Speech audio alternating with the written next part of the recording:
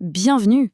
Alors, imaginez un instant un monde sans calculatrice, un monde où la moindre multiplication un peu complexe pouvait prendre des jours entiers.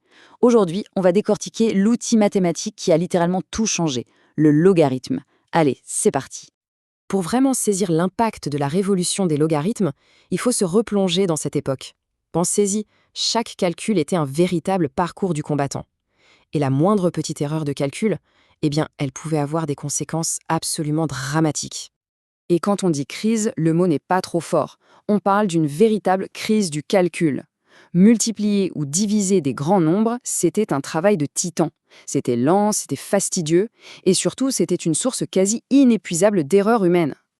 Il faut s'imaginer les plus grands esprits de l'époque, des génies qui passaient des jours, parfois même des semaines, sur une seule et même opération. Le progrès dans des domaines aussi vitaux que la navigation ou l'astronomie était tout simplement freiné, bloqué par les limites de l'arithmétique. Et c'est là, en plein cœur de cette crise, qu'intervient le héros de notre histoire, le mathématicien écossais John Napier, qu'on connaît aussi sous le nom de Jean Népère. Et il arrive avec une idée qui à l'époque semblait relever de la pure magie. Ce qui est absolument incroyable, c'est la détermination de Napier. Il a consacré 2 décennies de sa vie à ce projet, 20 ans. 20 ans à peaufiner, à calculer, à construire un système qui allait littéralement changer la face des mathématiques. Son idée de génie est d'une élégance folle. En fait, il faut voir ça comme une sorte de dictionnaire, un traducteur pour les nombres. Au lieu de s'attaquer de front à une multiplication compliquée, on va d'abord traduire les nombres, faire une bête addition avec les traductions, puis retraduire le résultat final. Simple, non ? Et voilà la méthode en 4 étapes limpides. Ça transforme un véritable casse-tête en un exercice d'école. Le gain de temps et de fiabilité est juste énorme. Parce que soyons honnêtes, une addition, c'est quand même infiniment plus rapide et plus sûr qu'une multiplication à rallonge. Bon, maintenant qu'on a vu le quoi, c'est-à-dire le principe général, il est temps de soulever le capot et de regarder le comment. Quelle est la mécanique mathématique qui fait tourner toute cette magie ? Voilà la question cruciale.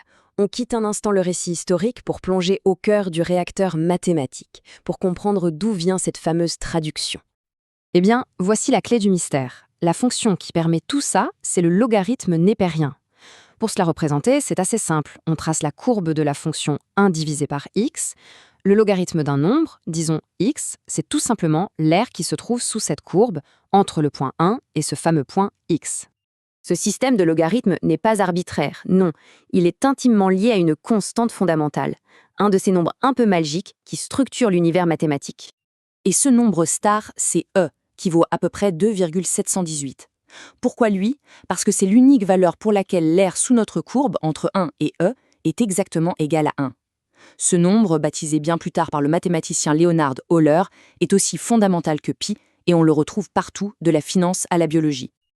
Alors maintenant, passons au plat de résistance, la récompense de tout ce travail. Voici les propriétés incroyables de cette fonction logarithme qui ont de fait résolu la crise du calcul de l'époque.